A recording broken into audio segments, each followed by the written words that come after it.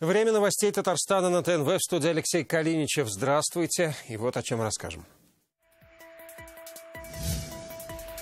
Масштабно о глобальном. Да, проблемы есть, проблемы со снегом есть. Что происходит с климатом на планете? Мнение мировых экспертов узнал Дмитрий Аринин.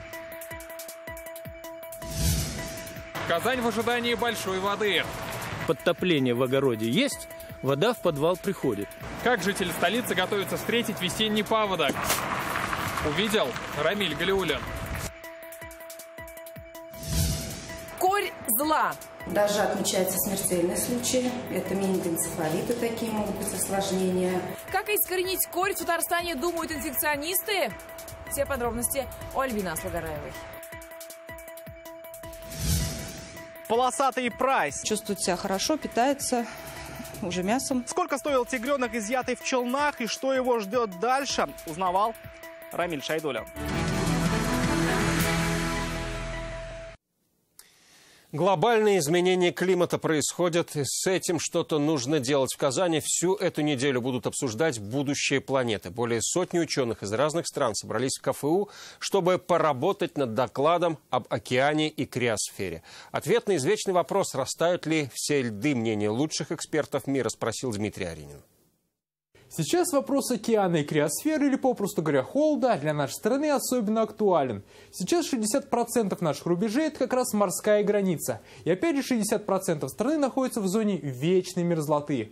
Но сейчас эта мерзлота становится все более зыбкой. Только за прошлый век планета прогрелась на градус, и потепление еще на 2 советуют уже предотвратить.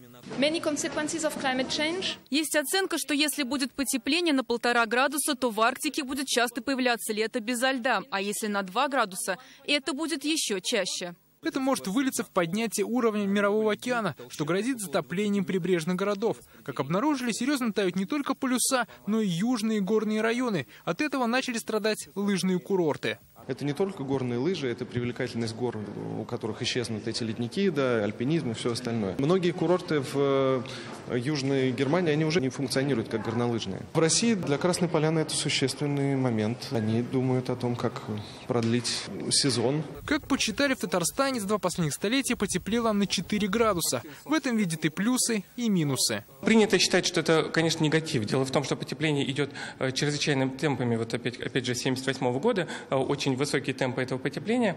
Конечно, есть и положительные стороны этого потепления. То есть, конечно, ледники тают, но в то же время в нашем регионе удлиняется период, когда не нужно отапливать помещение. Как считают ученые, изменения на планете на 80% связаны с деятельностью людей и выбросами углекислого газа.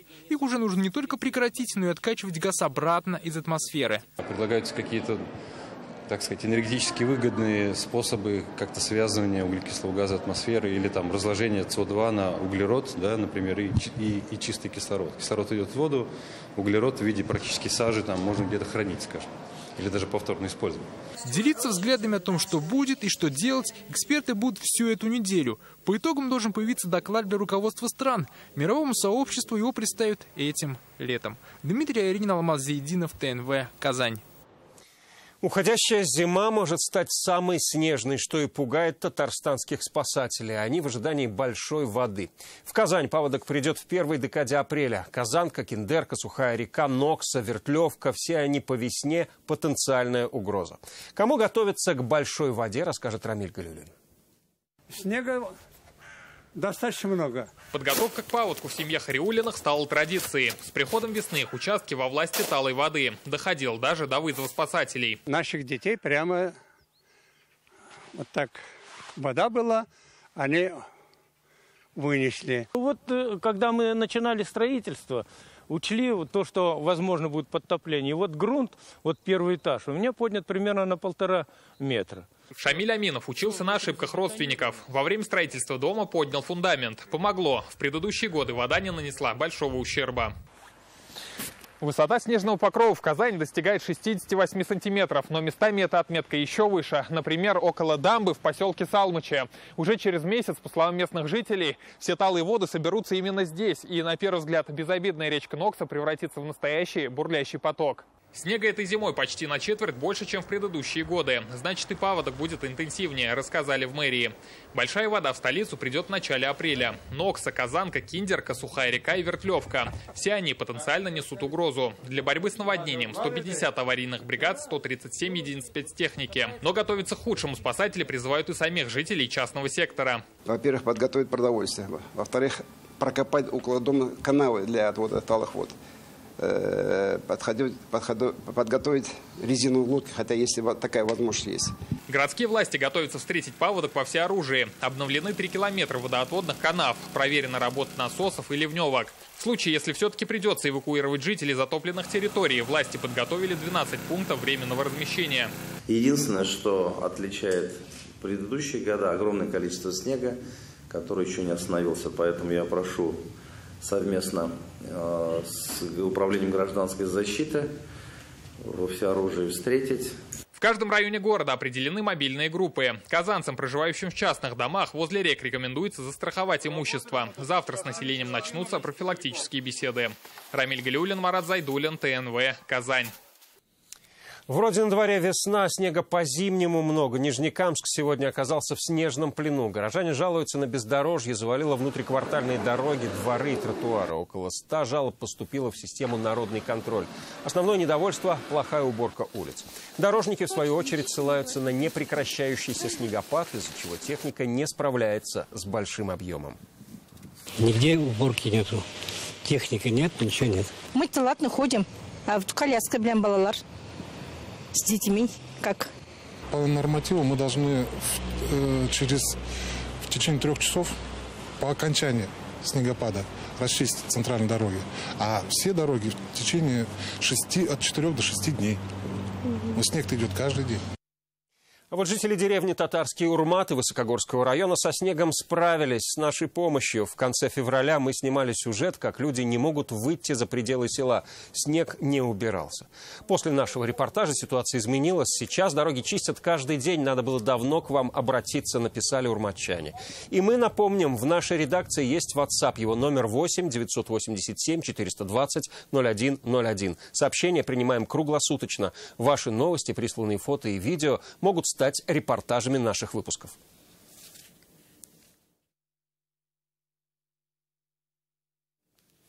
Снега и льда здесь ждали как нигде. Сегодня в Юдино в Казани открыли новую современную ледовую арену. Дворец спорта достаточно компактный, но вмещает в себя все необходимое. Как здесь будут воспитывать новую смену для хоккейного Ак-Барса, спросил Сергей Хайдаров. Еще всего лишь год назад, проводя зиму, юдинцы довольствовались одной лишь хоккейной коробкой, которая представляла из себя залитый лед, обнесенный забором. Зато сейчас для местных юных хоккеистов и фигуристов начинается новая королевская жизнь, потому что для них открывают новый ледовый дворец.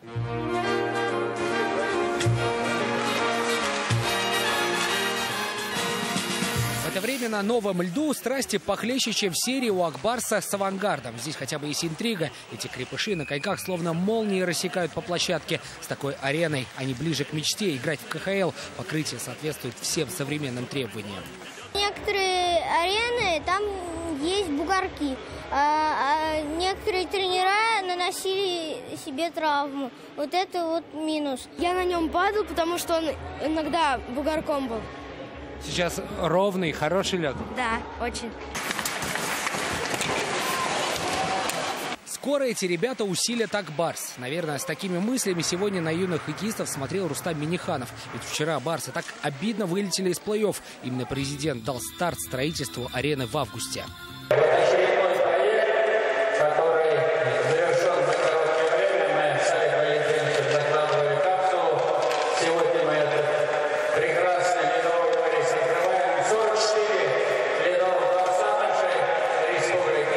Не только новый дворец, обновились дороги, фасады домов, строят футбольное поле и отремонтируют Юдинский дом культуры. В честь столетнего юбилея в благоустройство поселка вложили $1 миллиард рублей. Юдино вообще отлично преобразился за последний год. И теперь вот сюрприз ледовый, арену сделали. Дети ходят у нас заниматься сюда. Спасибо большое. Сами доходить будете кататься? Буду. С внуками. Очень хорошо. Мы ездим далеко, вот мы теперь будем здесь заниматься фигурным катанием. Совсем скоро ледовая арена откроет двери перед жителями поселка железнодорожников. Все желающие смогут опробовать новый лед уже с 8 марта. Сергей Хайдаров, Андерс Энтальцев, ТНВ, Казань. Сегодня Рустам Минниханов посетил Центр спортивной подготовки Казанского училища Олимпийского резерва. Там президент ознакомился со школой волейбола Екатерины Гамовой. Здесь обучаются 14 девушек. Они основа юниорской сборной России по волейболу. В копилке их спортивных достижений: победа в чемпионате Европы в 2018 году, золото чемпионата Европы в 2017. У президента сегодня был большой спортивный график. Он побывал в одном из самых красивых зданий Казани – обновленном центре дзюдо «Батыр». Тот самый, о котором знает даже Владимир Путин. Из царства единоборств Зарина Ахметова. Быть настоящим богатырем и искусно владеть приемами дзюдо. С такой мечтой в обновленный центр пришел сегодня 11-летний Тимофей Снаренко. Желание сына мама поддержала. Мне нравится именно дзюдо, потому что там броски можно делать и нельзя покалечить. Этот выбор должен быть его. Хотел дзюдо, будет защищать семью. И таких защитников здесь более 700. И это не только парни, но и девушки. Они на своем примере доказывают: борьба удел не только мужчин. Психологически хорошо, закаляет характер. То есть мальчики не пристают? Ну, пристают уж, за себя постоять могу. Спорткомплекс построили еще в 80-х. Частично ремонт здесь провели к универсиаде. Однако центр требовал капитального обновления. Этот зал не просто обновился, а превратился в настоящее царство японских единоборств. Атмосфера, которую создает дизайн, наполняет спортсменов духом побед. Появились здесь и новые татами, которые с легкостью могут быть использованы в соревнованиях европейского уровня. Полностью все переделано, начиная от подвала, заканчивая крышей. Шикарные дубовые полы у нас на первом этаже, там, где можно проводить действительно соревнования на высоком уровне. Второй этаж полностью переделан под японский стиль. Это тренажерный зал, и здесь тоже все новое. Сегодня в этом убедился и Рустам Минниханов. Продемонстрировали президенту и несколько приемов. Сам он в борьбу не вступил, но в Инстаграме показал. Наши чемпионы, так и чемпионки, те, которые нас радуют. Инстаграм поставим. На одной из масштабных картин в зале президент России Владимир Путин имеет почетное звание мастер спорта по дзюдо. Во время визита в Казань о Батыре зашел разговор. Центр называется Батыр. Батыр – это Батыруш. Да. Батыр бывает один. К слову, занимаются здесь и самбо. За час центр может принять примерно 300 человек. В планах довести до 1000 в день. Зарина Ахметова, Игорь Романов, ТНВ, Казань. К другим новостям. А теперь и у них газ. В деревне Единение Нурлатского района сегодня запустили голубое топливо. Этого дня жители ждали без малого 10 лет. Все это время топили дровами. О большом празднике в самой маленькой деревне района Алина Аргинатуллина. Вот он, долгожданный момент. Красная лента и голубое топливо. Семья Гладковых сразу приглашает гостей на чай. Дом у них большой и просторный, но отопить его было непросто. Здорово. С газом. Дрова не нужны. Включил, и газ есть. В деревне газа ждали долго, но разбирать дровяную печь пока не стали, ведь никто до последнего в это не верил. Раньше дрова готовили, топили. У нас столько мусора заходило домой. Сейчас будет чистота и культура. Деревня Единение всего лишь в 15 километрах от Нурлата. Вокруг лес и река Черемшан. Зимой здесь только 25 подворий, но с появлением газа администрация рассчитывает на рост числа проживающих. Сегодня действительно большой праздник для нашего села. Более 10 лет ждало население этот день. Я надеюсь, что у села будет будущее на многие годы. Думаю, что молодежь будет оставаться, строиться и наслаждаться благами цивилизации. Пока прокладывали трубы, не все было так гладко да сладко. В том году мы провожили до деревни Старый Аул. Мы там газопровод тоже провожили в районе 3 километров, но там еще ГРПШ не пришел. То есть в этом году придет, его поставим, тоже будет запускаться. Газ запустили, но у жителей есть еще одно пожелание. Нужна дорога. Как подчеркнул глава района, работа уже началась. Алина Аргинатуллина, Зульфия Галиуллина, Инсаф Минниханов, ТНВ, Нурлатский район. Делом занимается суд, а Госжилфонд готов заключить мировое соглашение. Мы получили ответ из Госжилфонда на запрос по делу Кудрявцевых из Огрызского района. Напомним, семья, воспитывающая двоих детей с инвалидностью, заселилась в дом по договору найма еще 10 лет назад. Заключили его с местной администрацией. С тех пор от ГЖФ никаких бумаг не поступало, а семья выплатила по договору почти 1 миллион 200 тысяч рублей. Теперь Госжилфонд требует от семьи доплатить еще 1 миллион 200 тысяч. Для Кудрявцевых сумма непосильная. В официальном ответе ГЖФ говорится о готовности заключить мировое соглашение с семьей в суде. С апреля россиянам начнут массово делать прививки от кори. С инициативой вышел Роспотребнадзор. В Татарстане, как и в ряде других регионов, заболеваемость корью увеличилась. В этом году случаев заражения не зарегистрировано, а вот минувшей осенью 4 случая выявили в Челнах. Такого в республике не было лет 20. Альбина Салгараева о том, что нужно знать об опасном недуге. Ольга Семенова сознательно пришла сделать прививку от кори. Отметки об этом в ее медкарте не было. Я лазила в социальных сетях, смотрела и увидела, что сейчас очень много кто заболевает этим, и решила тоже провериться. Вот проверилась, сделала анализ, выявила, что я не делала. В Татарстане в этом году пока заболевание не зафиксировано, а вот минувшей осенью 4 случая были зафиксированы в Челнах. Такого в республике не было 20 лет. Это уже действительно ЧП, и как-то надо срочно его тормозить, потому что корь, она у нас в этом случае будет неуправляемая среди непривитых, она, высокой степени заразности. Сыну Екатерины Нестеровой 4 месяца, пока от кори не привиты, но вакцину сделать хочет. Она положительно относится к прививкам, как и остальные родители, которых мы опросили сегодня. Я не против. Я не помню, по-моему, я сама болела в детстве корью. Я за то, чтобы взрослые тоже прививались. Я считаю, надо прививать ребенка, и поэтому это лучше даже для ребенка будет. Тем временем в России продолжают фиксировать вспышки кори. В Новосибирске болеют 52 человека, 35 человек заразились в Екатеринбурге. В обоих городах подавляющее большинство заболевших непривитые дети. Вспышки зарегистрированы и в Санкт-Петербурге. Проявляется инфекционно-токсический синдром, высокая температура выше 38 градусов. Это конъюнктивиты, воспалительные заболевания глаз и сыпь. Сейчас заболеваемость корью в Европе на историческом максимуме. Это утверждает Всемирная организация здравоохранения. Зафиксированы десятки случаев гибели европейцев от кори. России пока нет в списке ЮНИСЕФ по распространению эпидемии кори. И сейчас в стране делается все, чтобы в него не попасть. До начала массовой вакцинации в прошлом веке от кори умирал каждый 4-й ребенок. Сегодня эта инфекция лечится легко, а если привиться, можно и вовсе не заболеть. Уже в апреле по всей стране стартует большая прививочная кампания, в том числе и в Татарстане.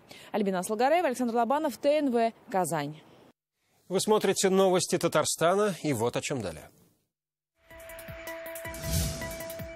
Им несложно собрать и разобрать холодильник. Мы же не знаем, какое будет задание в этом году. Примерно, плюс-минус, процентов на 50.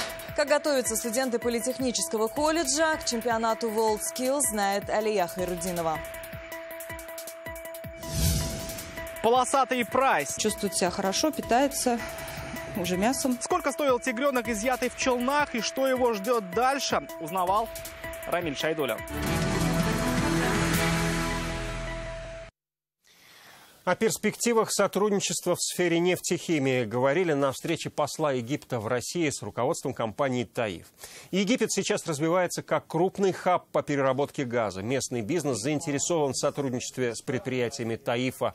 О нем хорошо знают за рубежом. Опыт компании может быть полезен и в строительстве современных производств в Египте. «Таиф» отметил, также заинтересованы в совместных проектах с Египтом, особенно если это высокотехнологичные и прибыльные проекты.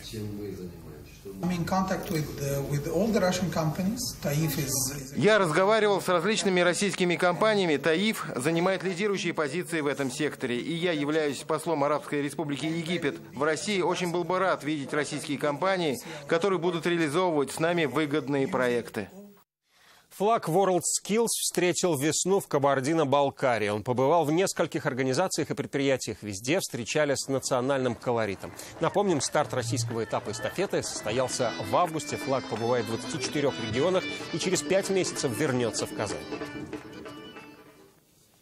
Именно в нашем городе в августе начнется мировой чемпионат WorldSkills. Пока студенты профтехникумов готовятся к национальному этапу. Мастеров в деле увидела Адиля Хайрудинова.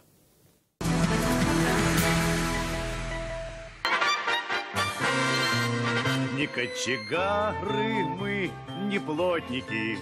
Они не кочегары, не плотники и даже не высотники, они холодильщики. Айнур Шейхметов эту профессию выбрал 4 года назад. Родственники и друзья давно оценили его способности, а уже в мае мастерство работы с холодильником оценят эксперты национального этапа чемпионата WorldSkills. Айнур же уверен, его профессия всегда будет востребованной. Люблю работать руками, собирать, разбирать. И сказать, что зарплата нормально будет. Поэтому выбрал эту профессию. Булат Галимов тоже готовится к национальному этапу. На региональном он был первым и сейчас точно знает, на что важно обратить внимание. Это не забывать про утечки. Я про них забыл и потерял достаточно баллов.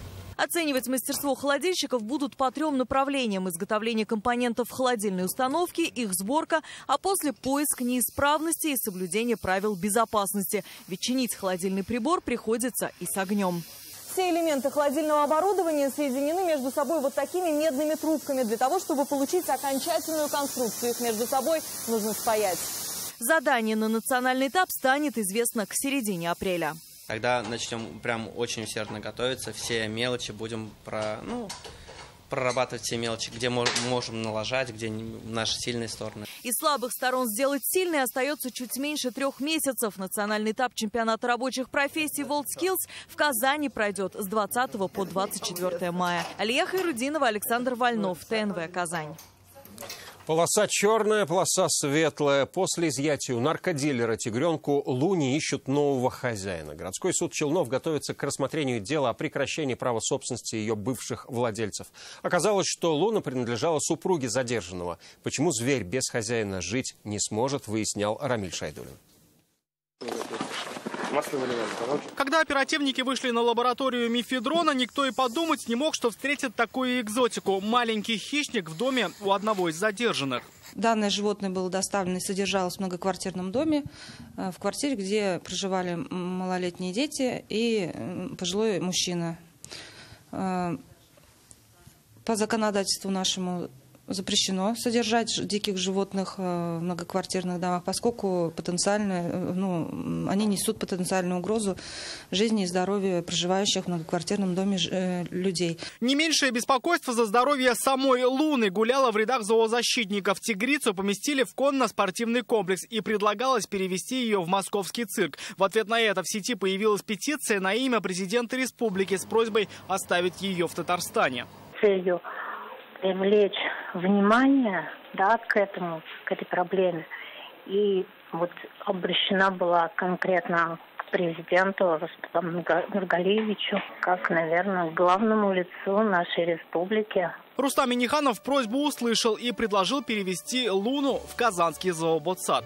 Естественно, для дикого зверя комнат Луна попала в совсем новую для себя среду, схожую с природными условиями зооботсада. Пока сообщается, что ей выделили вольер, в котором раньше жила пара барсов Тамерлан и Теофани.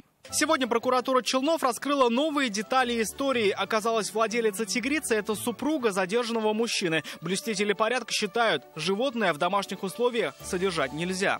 Она понимает все прекрасно. Она сказала, что у нее нет ни бытовых возможностей содержать, ни финансовых возможностей. Она же понимает, что рано или поздно этот котенок превратится в дикое большое животное. По данным прокуратуры, передача прав позволит оперативно проводить с животным все нужные лечебные и профилактические процедуры. Все решится на заседании суда. Оно назначено на 26 марта. Рамиль Шайдулин, Марат Зайдулин, Ильшат Аюбов и Рамиль Закиев, ТНВ, Набережные Челны, Казань. 5 татарстанцев стали финалистами конкурса «Лидеры России». Впереди для них решающие испытания. Сегодня с ними встретился Рустам Минниханов. Из сотен тысяч участников по стране в финал попали только 300 человек. Что предложил и какие наставления им дал президент, расскажет Салават Мухаммадуллин. Смотри, небольшой телефон, но в этом телефоне большие данные. Он знает, где ты работаешь, где ты живешь, как ты ездишь на работу. И все эти большие данные он обрабатывает. Рустем – специалист по Big Data. Родом из Казани, здесь же и учился. Сейчас работает в Москве. На конкурс «Лидеры России» пошел проверить себя. Проверка удалась, и он в финале. А дальше новые предложения по работе. Работа в сфере госуправления для меня не являлась основной целью конкурса. Самое важное для меня – это заниматься интересными масштабными проектами, которые приносят пользу окружающим людям и всей стране. Но если такие предложения поступят, то, конечно, я готов их рассмотреть. Кто-то IT-специалист, кто-то врач, кто-то управленец. Сегодня Рустема и еще 4 финалистов «Лидеров России» поздравил лично президент республики. Рустам Минниханов предложил им стать участниками проекта «Кадровый резерв Татарстана» и отметил, всем финалистам помогут с дополнительным образованием. Плюс, в случае победы у конкурсантов будет возможность поучить наставников из числа руководителей крупных компаний, губернаторов и даже федеральных чиновников. А куда все-таки хотели попасть? Кому на стажировку? Провокационный вопрос. Я позволю себе не ответить на него, потому что, есть по этому поводу собственные мысли, поэтому, если позволите, я оставлю это при себе. И пока загадывать, наверное. Конечно. Для этого надо сначала выиграть, а потом уже решить. Это второй такой конкурс в стране. В прошлом году Татарстан в финале представляли также 5. 2 выиграли. Ильнар Гирфанов сейчас работает в федеральной структуре партии. Александра Лебедева прошла обучение в Сколково. В этом году за победу будут бороться также в Сочи уже с 13 по 17 марта. Победителем станет каждый 3-й финалист. Салават Ахмадуллин, Даниил Фуатов, ТНВ, Казань. Сборная команда Татарстана по синхронному фигурному катанию улетела на универсиаду в Красноярск. Они – наша надежда. О том, как провожали спортсменов, Алмаз Гафиетов. Девушек провожают на универсиаду как на битву. Очень длинный и сложный путь пришлось преодолеть для того, чтобы отобраться на зимние студенческие игры. Но попасть на чемпионат – это только половина пути. Впереди самое интересное и непредсказуемое. Мы хотим, и знаете, даже не то чтобы занять какое-то место, а чтобы доказать, что наша команда, сборная России, команда Татарстан, мы действительно можем соревноваться с такими командами, как финские, и не только финские, потому что это самые сильные команды мира. За плечами этих хрупких спортсменок выигрыши на международной арене. Команда по синхронному катанию Татарстан неоднократно приезжала с медалями с различных турниров. Но каждый год состав меняется, и приходится ставить новые программы. Некоторые девочки едут в первый раз на универсиаду, участвуют в первый раз на универсиаде. Поэтому это для них красивый, спортивный, большой праздник. 17 девушек и Кирилл Егошин. Именно в таком составе команда Татарстан выступит за сборную России. В основном это представители Поволжской академии, Казанского инновационного института, Аграрного и медицинского университетов, а также ТИСБИ и Института культуры. Знали о том, что будем участвовать, стремились попасть, попали. Теперь будем стремиться кататься хорошо. Поболеть за нашу команду можно будет 8 марта. В Международный женский день самая многочисленная делегация из республики постарается порадовать себя и всю прекрасную половину человечества медалями универсиады. Алмаз Гафиетов, Вадим Илларионов, ТНВ, Казань. Пока все. Далее прогноз погоды, после чего на ТНВ вызов 112. Но я прощаюсь до следующего выпуска в 21:30. До встречи.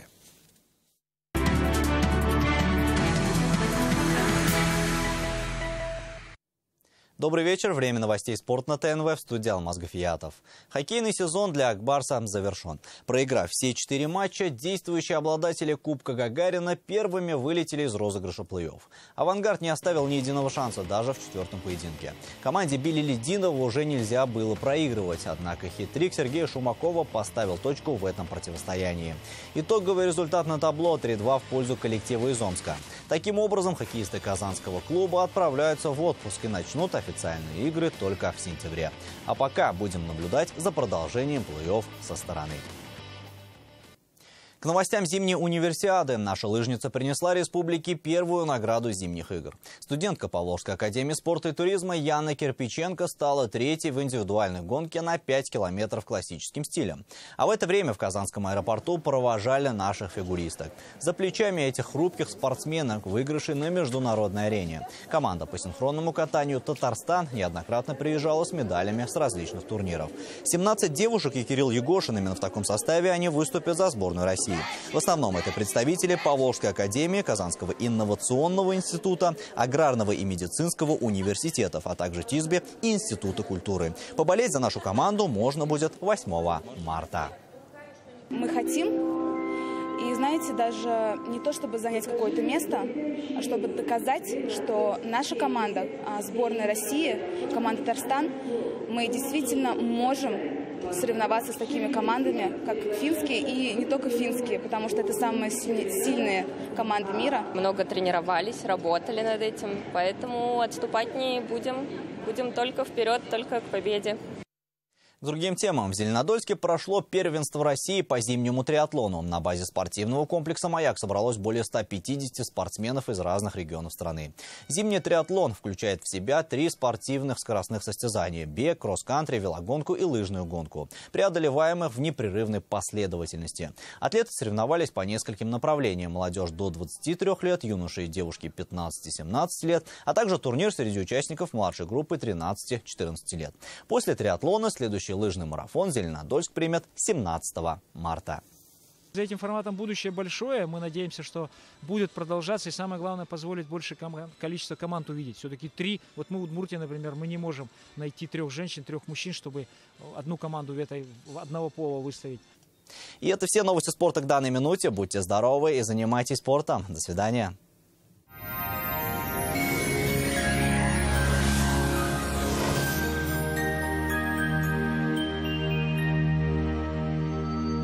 Здравствуйте! О погоде после полезной информации. Спонсор показа – изготовитель корпусной мебели на заказ ООО «Данил Мастер». Хотите качественный и недорогой шкаф-купе по вашим размерам? «Данил Мастер» исполнит ваше желание. «Данил Мастер», Казань, Восстание 23, телефон 2-167-166. Тонтана. Озанның өр-яңа мәҗлисханәләре, тәмле хәләл ризыклар, миллионлар, никахлар уздырыр өчен уңайлы урын. Тантана – новый банкетный ресторан в Казани. Вкусные халяльные продукты, красиво украшенные залы. Банкетный ресторан «Тантана» – идеальное место для проведения национальных торжеств, никаха и юбилеев. Казань, Декабристов 8, телефон 297 11 11. В предстоящие сутки начнется потепление. По данным сервиса Яндекс.Погода, на юго-востоке республики довольно тепло и снежно – -2. На северо-востоке Татарстана аналогичная погода, ожидаются осадки. На севере республики весь день будет снежный, до -2. На северо-западе республики -1, -2. Ожидается снег с дождем. На юго-западе Татарстана совсем тепло, от 0 до +1. В центре Татарстана местами снег, -1. Спонсор показа – клиника Фармте.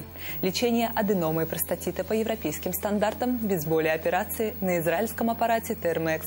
Телефон в Казани 292 66 77. Клиника Фармте. Радиоволновое лечение аденомы и простатита на израильском аппарате Термекс. Без боли, без операции. 292 66 77. Ваш железный помощник трактор сломался и работа простаивает? Спешите к нам! Запчасти к тракторам, комбайнам и другой сельхозтехнике по выгодным ценам. В торговом доме «Агрозапчасть М». Телефон в Набережных Челнах 53 70 80. Компания «Торговый дом Агрозапчасть М» предлагает запчасти к тракторам, комбайнам и другой сельхозтехнике. Это оригинальные запчасти, доставленные с заводов-изготовителей по самым выгодным ценам. Мы готовы стать вашим надежным партнером. В Казани ожидается облачный день. Временами осадки. Днем до +1. Ветер южный 7 метров в секунду. Атмосферное давление 744 миллиметра ртутного столба. Влажность воздуха 89%. В магнитном поле Земли спокойно. На этом наш выпуск завершен. Хорошего вам дня. До свидания.